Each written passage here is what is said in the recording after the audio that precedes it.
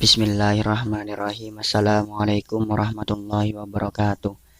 Alhamdulillahilladzi an'amana bi ni'matil iman wal islam wa nusalli wa nusallim ala khairil anam sayyidina wa maulana Muhammad wa ala alihi wa sahbihi ajmain, amma ba'du.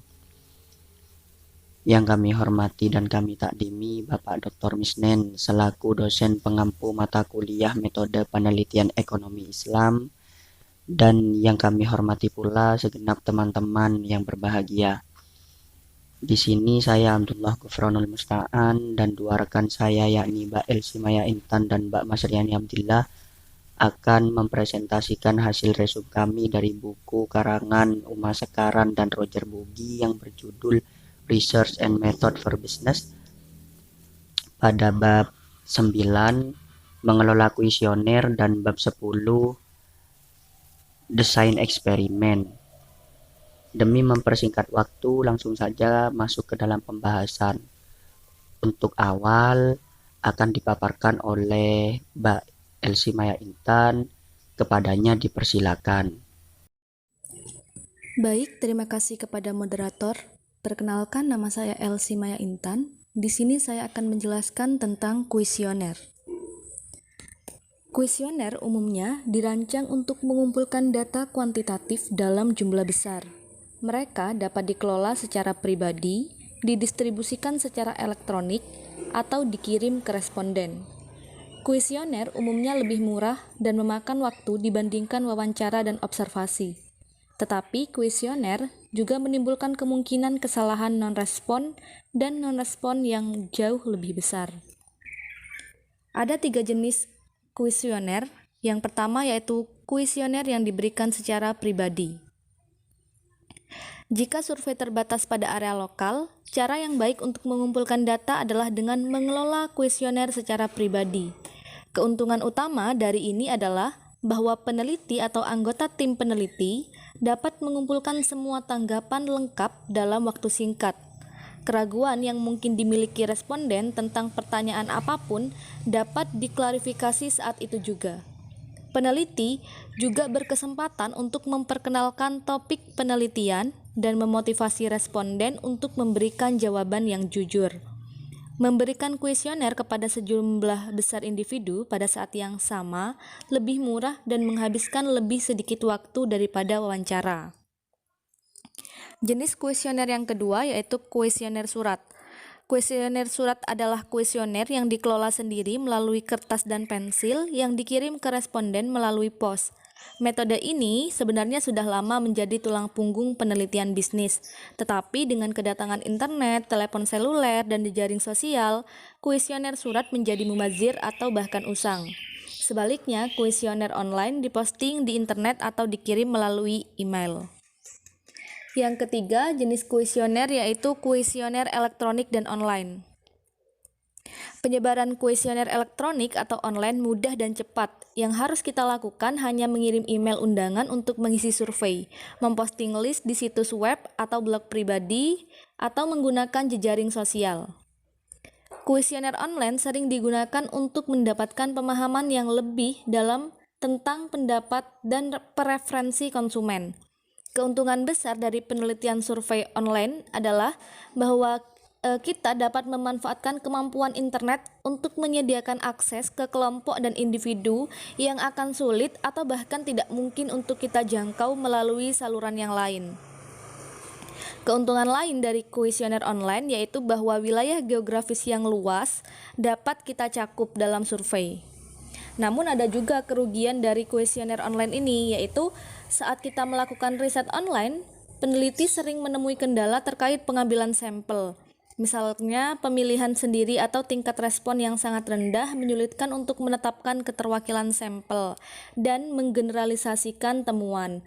Karena terkadang yang menanggapi survei kita itu tidak mewakili populasi yang seharusnya atau yang sesuai dengan penelitian kita, seperti itu. Selanjutnya, pedoman desain kuesioner. Prinsip desain kuesioner yang baik harus fokus pada 3 bidang. Yang pertama berkaitan dengan susunan kata dari pertanyaan. Yang kedua mengacu pada perencanaan masalah yang berkaitan dengan bagaimana variabel akan dikategorikan, diskalakan, dan diberi kode setelah menerima tanggapan. Yang ketiga berkaitan dengan tampilan umum kuesioner. Ketiganya merupakan isu penting dalam desain kuesioner karena dapat meminimalkan bias dalam penelitian. Yang pertama, susunan kata dari pertanyaan. Prinsip-prinsip pemilihan kata mengacu pada faktor-faktor berikut. Yang pertama, kesesuaian isi pertanyaan. Jika variabel yang disadap bersifat subjektif, di mana keyakinan, persepsi, dan sikap responden akan diukur, pertanyaan harus menyentuh dimensi dan elemen konsep. Jika variabelnya objektif, seperti usia dan tingkat pendidikan responden yang disadap, satu pertanyaan langsung sebaiknya pertanyaan yang memiliki kumpulan kategori berskala ordinal atau sesuai. Yang kedua, bagaimana pertanyaan disusun dan tingkat kecanggihan bahasa yang digunakan. Bahasa kuesioner harus mendekati tingkat pemahaman responden. Sangat penting untuk menyampaikan pertanyaan dengan cara yang dapat dipahami oleh responden. Jika beberapa pertanyaan tidak dipahami atau ditafsirkan secara berbeda oleh responden, peneliti akan mendapatkan jawaban yang salah atas pertanyaan tersebut. Yang ketiga, jenis dan bentuk pertanyaan yang diajukan. Jenis pertanyaan mengacu apakah pertanyaan itu terbuka atau tertutup. Bentuk pertanyaan mengacu pada apakah itu kata-katanya positif atau negatif. Yang keempat yaitu pengurutan pertanyaan. Urutan pertanyaan dalam kuesioner harus sedemikian rupa sehingga responden diarahkan dari pertanyaan yang bersifat umum ke pertanyaan yang lebih spesifik, dan dari pertanyaan yang relatif mudah dijawab ke pertanyaan yang semakin sulit untuk dijawab. Dan yang kelima yaitu data klasifikasi atau informasi pribadi. Data klasifikasi juga dikenal sebagai informasi pribadi atau pertanyaan demografis, memperoleh informasi seperti usia, tingkat pendidikan, status perkawinan, dan pendapatan. Selain prinsip pemilihan kata, selanjutnya yaitu prinsip pengukuran. Seperti halnya, ada pedoman yang harus diikuti untuk memastikan bahwa susunan kata dalam kuesioner sesuai untuk meminimalkan bias. Demikian juga ada beberapa prinsip pengukuran yang harus diikuti untuk memastikan bahwa data yang dikumpulkan sesuai untuk menguji hipotesis kami. Ini mengacu pada skala dan teknik penskalaan yang digunakan dalam konsep pengukuran, serta penilaian keandalan dan validitas tindakan yang digunakan. Prinsip pengukuran sendiri yang pertama yaitu review desain kuesioner. Prinsip desain kuesioner berkaitan dengan bagaimana pertanyaan disusun dan diukur, dan bagaimana seluruh kuesioner disusun. Untuk meminimalkan bias responden dan kesalahan pengukuran, semua prinsip yang dibahas harus diikuti dengan hati-hati. Kuesioner paling berguna sebagai metode pengumpulan data, terutama bila banyak orang yang dijangkau di wilayah geografis yang berbeda. Yang kedua, pretesting pertanyaan terstruktur. Penting untuk menguji instrumen terlebih dahulu untuk memastikan bahwa pertanyaan dipahami oleh responden. Pretesting melibatkan penggunaan sejumlah kecil responden untuk menguji kesesuaian pertanyaan dan pemahaman mereka.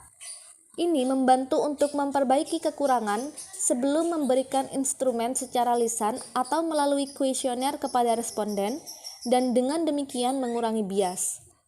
Yang ketiga, kuesioner elektronik dan desain survei. Ringkasan deskriptif dari data kumulatif dapat diperoleh di layar atau dalam bentuk tercetak. Setelah pengumpulan data selesai, program pengeditan data mengidentifikasi data yang hilang atau berada di luar jangkauan. Peneliti dapat mengatur parameter untuk menghapus tanggapan yang hilang jika jumlahnya terlalu banyak, atau menghitung rata-rata tanggapan lain dan menggantikan angka ini untuk tanggapan yang hilang. Baik, itu saja yang bisa saya jelaskan. Selanjutnya saya kembalikan kepada moderator. Terima kasih atas pemaparan yang telah dipaparkan oleh Mbak Elsie Maya Intan. Selanjutnya akan dipaparkan oleh saya sendiri mengenai dimensi internasional survei. Peneliti yang terlibat dalam penelitian lintas budaya mungkin mencoba untuk melacak kesamaan dan perbedaan dalam perilaku dan sikap tanggapan dari karyawan, konsumen, atau investor di tempat yang berbeda. dengan budaya yang berbeda. Ketika data dikumpulkan melalui kuesioner dan kadang-kadang melalui wawancara, seseorang harus memperhatikan alat ukur dan bagaimana data dikumpulkan. Selain juga peka terhadap perbedaan budaya dalam penggunaan istilah-istilah tertentu, penelitian semacam itu harus disesuaikan dengan budaya yang berbeda. Dalam penelitian lintas budaya ini ada masalah khusus dalam instrumen untuk penelitiannya. Masalah khusus tertentu perlu ditangani saat merancang instrumen untuk mengumpulkan data dari beberapa negara. Karena bahasa yang berbeda digunakan di negara yang berbeda, penting untuk memastikan bahwa terjemahan instrumen ke bahasa lokal cocok secara akurat dengan bahasa aslinya. Untuk tujuan ini, instrumen harus diterjemahkan lebih dulu oleh ahli lokal. Seandainya akan dilakukan survei komparatif antara Jepang dan Amerika Serikat dan peneliti berkewarganegaraan Amerika Serikat, maka instrumen tersebut harus diterjemahkan terlebih dahulu dari bahasa Inggris ke bahasa Jepang. Kemudian, ahli bahasa lain harus menerjemahkannya ke dalam bahasa Inggris. Terjemahan balik ini demikian sebutannya, memastikan kesetaraan kosakata, yaitu kata-kata yang digunakan memiliki arti yang sama. Kesetaraan idiomatik juga bisa menjadi masalah, di mana beberapa idiom yang unik untuk satu bahasa tidak dapat diterjemahkan ke bahasa lain. Kesetaraan konseptual, di mana arti dari kata-kata tertentu dapat berbeda dalam budaya yang berbeda, adalah masalah lain yang harus diperhatikan. Misalnya, arti konsep cinta mungkin berbeda dalam budaya yang berbeda. Semua masalah ini dapat diselesaikan melalui terjemahan yang baik oleh orang-orang yang fasih dengan bahasa yang relevan dan juga memiliki pengetahuan tentang adat istiadat dan penggunaan dalam budaya yang bersangkutan. Dalam pengumpulan data lintas budaya ini, setidaknya ada 3 masalah penting untuk pengumpulan datanya. Kesetaraan respon, waktu pengumpulan data, dan status individu yang mengumpulkan data. Kesetaraan respon dipastikan dengan mengadopsi prosedur pengumpulan data yang seragam dalam budaya yang berbeda. Metode identik untuk memperkenalkan studi, peneliti, instruksi tugas, dan komentar penutup. Dalam kuesioner yang diberikan secara pribadi, memberikan kesetaraan dalam motivasi, orientasi tujuan, dan sikap respon. Waktu pengumpulan data lintas budaya juga penting untuk perbandingan lintas budaya. Pengumpulan data harus diselesaikan dalam kerangka waktu yang dapat diterima di berbagai negara. Katakanlah dalam 3 hingga 4 bulan. Jika terlalu banyak waktu yang berlalu dalam mengumpulkan data di berbagai negara, seperti yang ditunjukkan pada awal 1969 oleh Michel dalam survei wawancara, gaya wawancara berorientasi egaliter yang digunakan di Barat mungkin tidak sesuai dalam masyarakat yang memiliki status dan struktur otoritas yang jelas. Juga, ketika orang asing datang untuk mengumpulkan data, tanggapannya mungkin bias karena takut menggambarkan negara tersebut kepada orang asing dalam cahaya yang merugikan. Peneliti harus peka terhadap nuansa budaya ini saat terlibat dalam penelitian lintas budaya.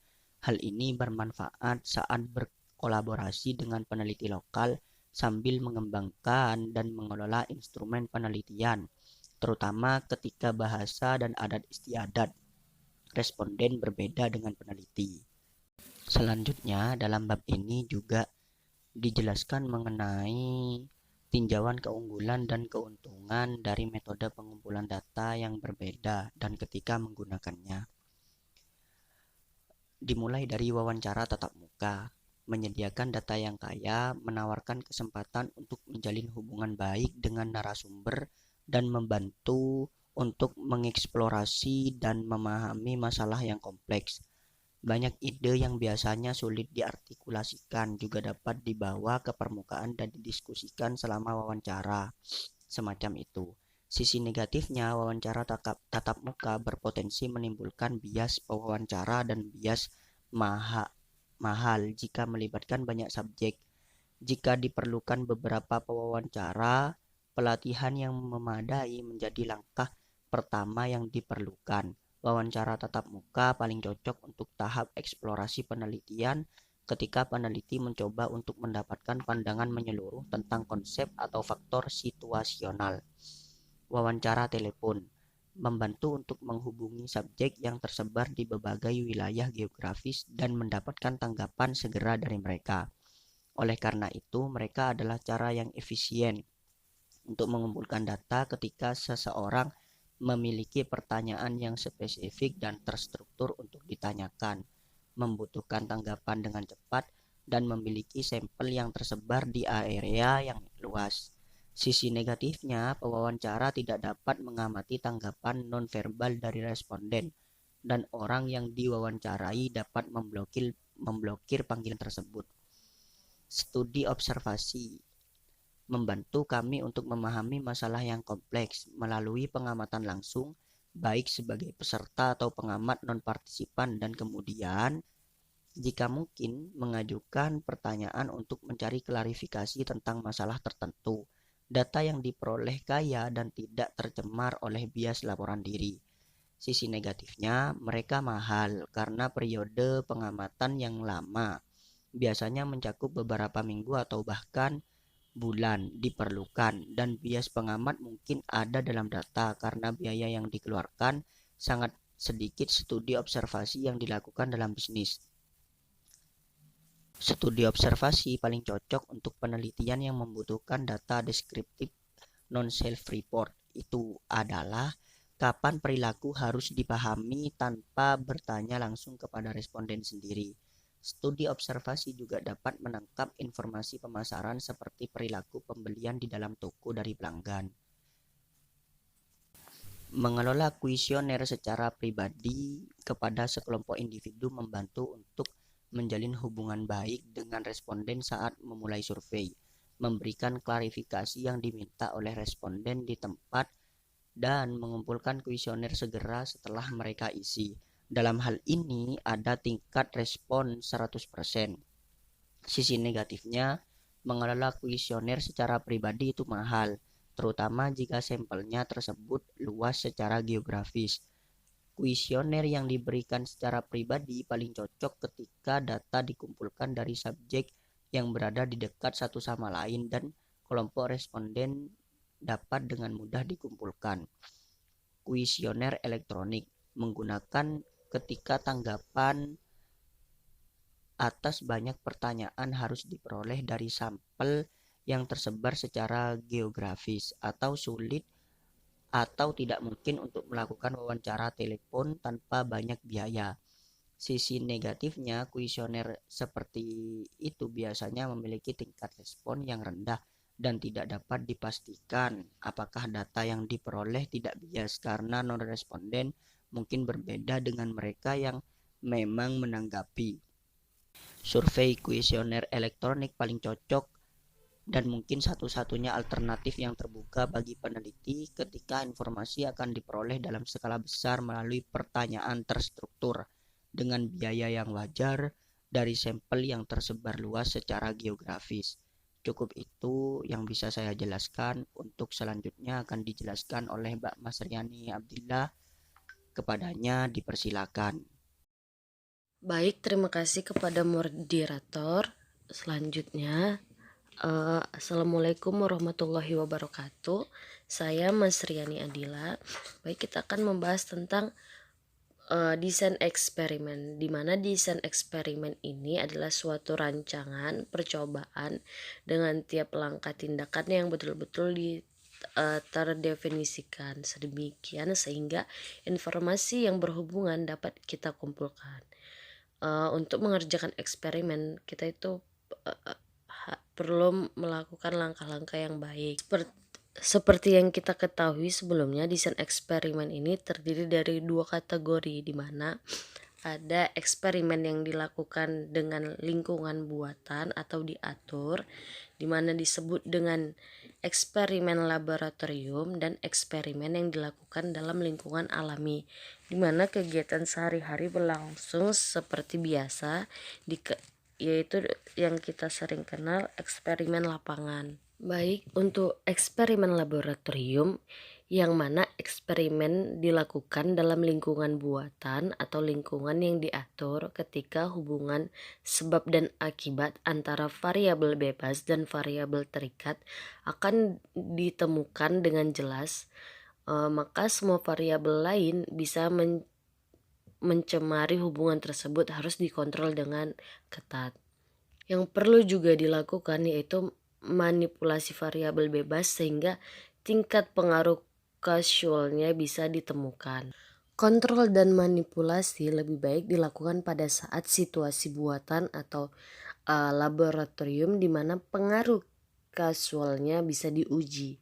Pada saat kontrol dan memanipulasi dilakukan guna kita menemukan hubungan sebab dan akibat dalam situasi sendiri.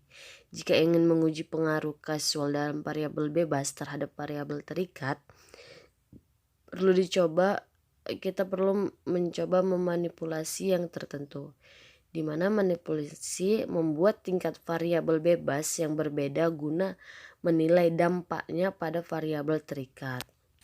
Kemudian satu kontrol, di mana ketika kita merumuskan hubungan sebab dan akibat antara variabel X dan Y memungkinkan bahwa beberapa faktor lain, di mana A juga mempengaruhi variabel terikat T. Dalam kasus tersebut tidak memungkinkan untuk menentukan sejauh mana variabel Y terjadi hanya karena ada variabel X, karena kita tidak mengetahui sebab banyak total variabel Y yang disebabkan oleh adanya faktor A. Misal, seorang manajer mengembangkan sumber daya manusia dengan menyelenggarakan pelatihan khusus bagi para sekretaris yang baru direkrut untuk membuat situs web untuk membuktikan kepada direktur bahwasannya pelatihan tersebut tidak akan membuat mereka bekerja secara lebih efisien.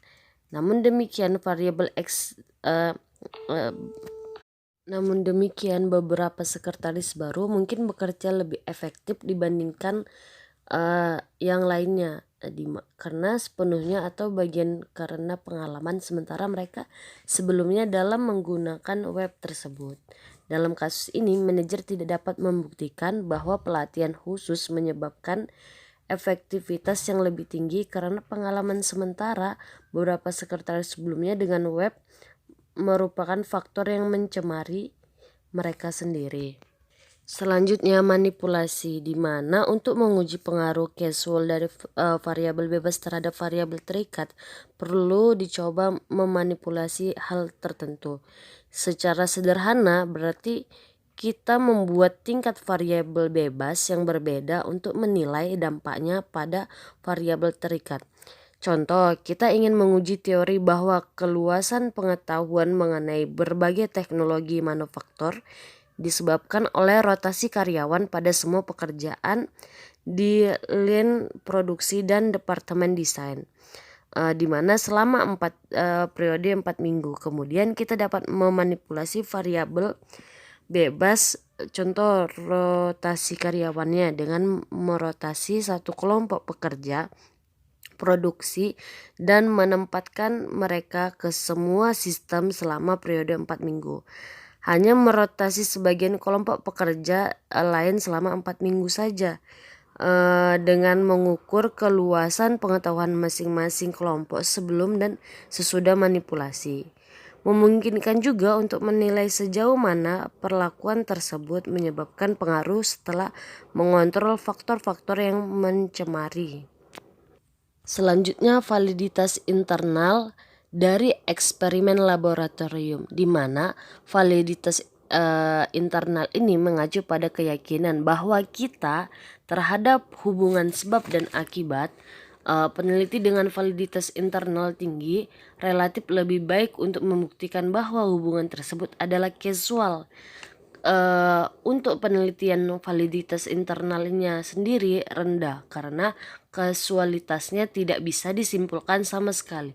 Jika hubungan sebab dan akibat dalam eksperimen laboratorium bisa dibuktikan, artinya validitas internal ini sangat tinggi. Lanjut, validitas eksternal atau generalis eksperimen laboratorium, di mana membahas tentang sejauh mana hasil yang ditemukan dalam situasi laboratorium bisa ditransfer atau digeneralisasikan pada situasi aktual organisasi.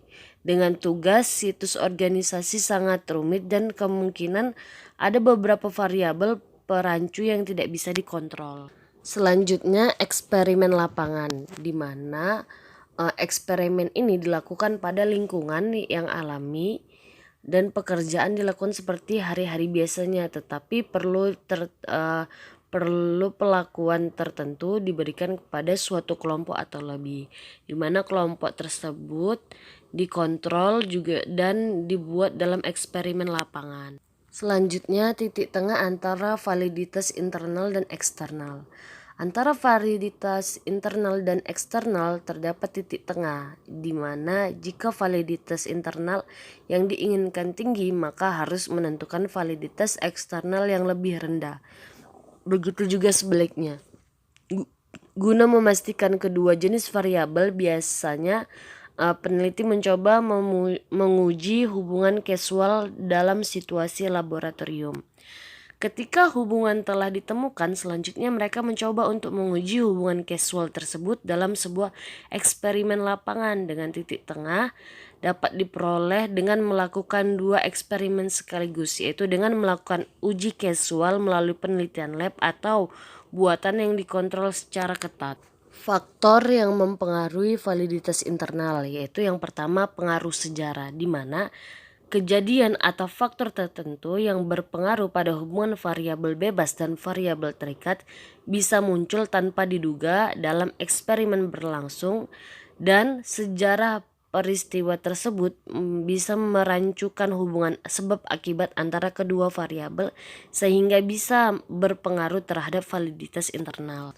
Selanjutnya pengaruh maturisi, di mana kesimpulan dari sebab akibat juga bisa dicemari oleh berjalannya waktu dan variabel lain yang tidak bisa dikontrol. Pengaruh pencemaran yang seperti ini kita bisa kenal dengan pengaruh maturasi. Pengaruh maturasi juga berfungsi dari proses biologis dan proses psikologis yang terjadi pada responden sebagai hasil dari berlalunya waktu, di mana pengaruh pengujinya biasanya pretest diberikan untuk menguji pengaruh dari sebuah perlakuan. Pertama, ukuran variabel diambil, kemudian diberikan perlakuan, setelah itu ukuran kedua dari variabel terikat diambil. Berbeda dari sektor pretest dan Pesquet-nya, selanjutnya dikaitkan dengan perlakuan mereka sendiri. Selanjutnya pengaruh bias seleksi, di mana validitas internal dan validitas eksternal juga memiliki ancaman, yaitu seleksi partisipan. Dalam kondisi laboratorium, jenis partisipan yang dimiliki untuk digunakan dalam eksperimen bisa menjadi berbeda jauh dengan jenis karyawan yang direkrut oleh organisasi. Ancaman yang terjadi pada validitas internal ini berawal dari seleksi subjek yang tidak tepat atau tidak cocok digunakan dalam kelompok eksperimen dan kelompok kontrol. Selanjutnya pengaruh mortalitas, di mana faktor lain menyebabkan rancu pada hubungan sebab akibat dan atau pengaruh anggota dalam kelompok eksperimen, kelompok kontrol atau keduanya saat kegiatan eksperimen sedang berlangsung. Jika komposisi kelompok berubah sepanjang waktu di setiap kelompok, maka perbandingan antara kelompok biasa menjadi lebih sulit karena mereka yang keluar dari eksperimen bisa membuat hasil yang rancu. Selanjutnya pengaruh regresi statistik, di mana pengaruh regresi statistik muncul ketika anggota yang terpilih untuk kelompok eksperimen memiliki skor awal yang ekstrem terhadap variabel terikat. Lanjut, pengaruh instrumentasi, di mana sebuah ancaman bagi validitas internal. Hal ini bisa muncul karena perubahan dalam instrumen pengukuran antara pretest dan Pesquet-nya dan bukan karena perbedaan dampak perlakuan pada akhirnya. Selanjutnya, validitas internal dalam studi kasus. Jika dalam sebuah laboratorium dikontrol dengan ketat, dapat terjadi ancaman validitas internal. Maka sangat jelas bahwa kita tidak dapat menarik kesimpulan hubungan kausal juga terjadi pada studi kasus yang menjelaskan peristiwa yang terjadi selama rentang waktu tertentu. Lanjut, simulasi. Simulasi merupakan eksperimen yang dilakukan dalam situasi tertentu yang diciptakan secara khusus yang sangat mewakili lingkungan alami di mana kegiatan biasanya dilakukan. Selanjutnya, etika dalam penelitian desain eksperimen, yaitu pertama, mendesak seseorang untuk berpartisipasi.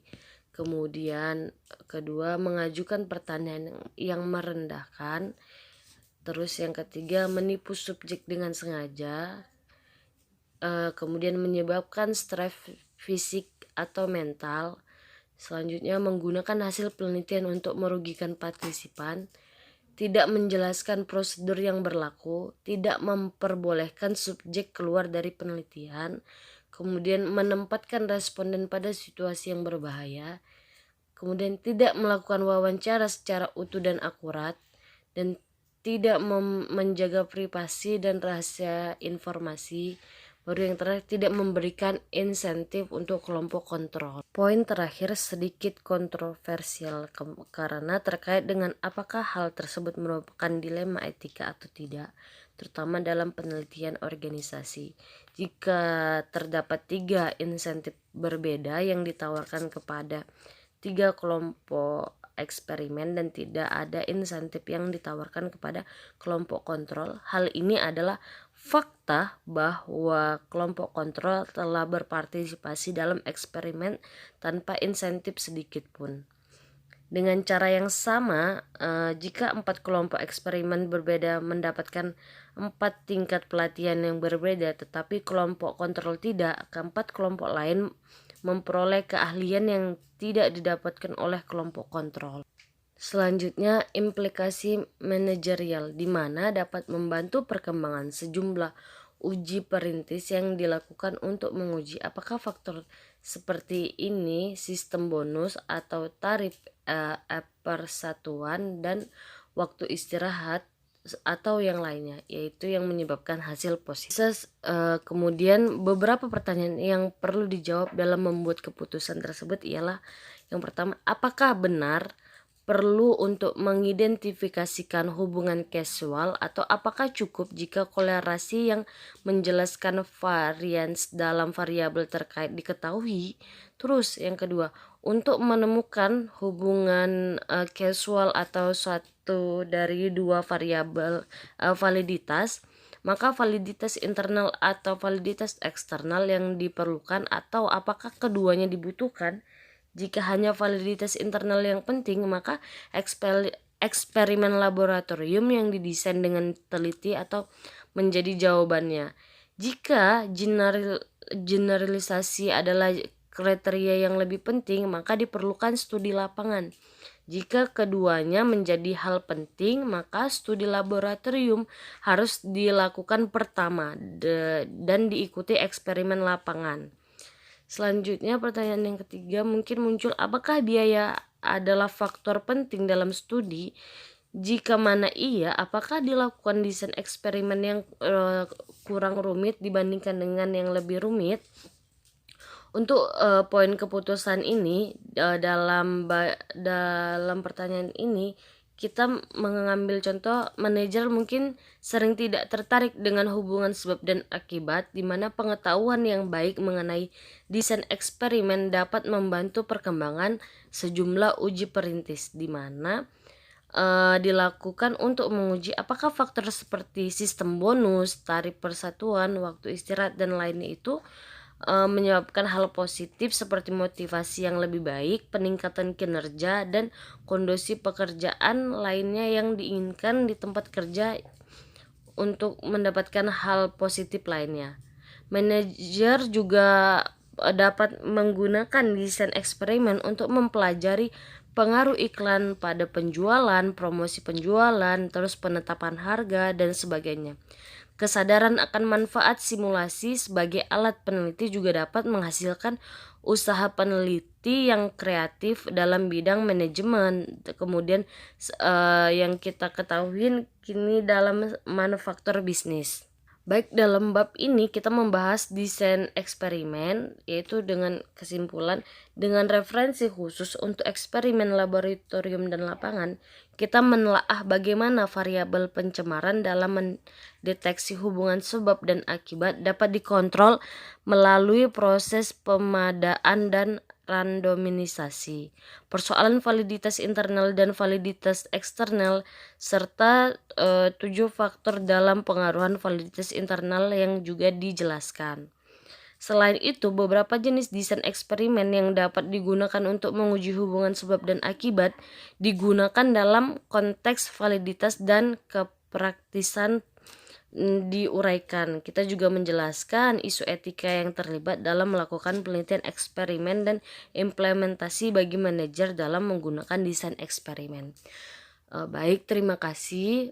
Ini presentasi dari saya. Wabillahi taufiq wal hidayah waridwanaya. Wassalamualaikum warahmatullahi wabarakatuh. Terima kasih atas pemaparan yang telah dipaparkan oleh Mbak Dila, sekaligus menutup presentasi dari kami kelompok 3. Kurang lebihnya kami mohon maaf dan terima kasih kepada pemirsa. Cukup sekian, wallahul muwaffiq ila aqwamit thoriq. Assalamualaikum warahmatullahi wabarakatuh.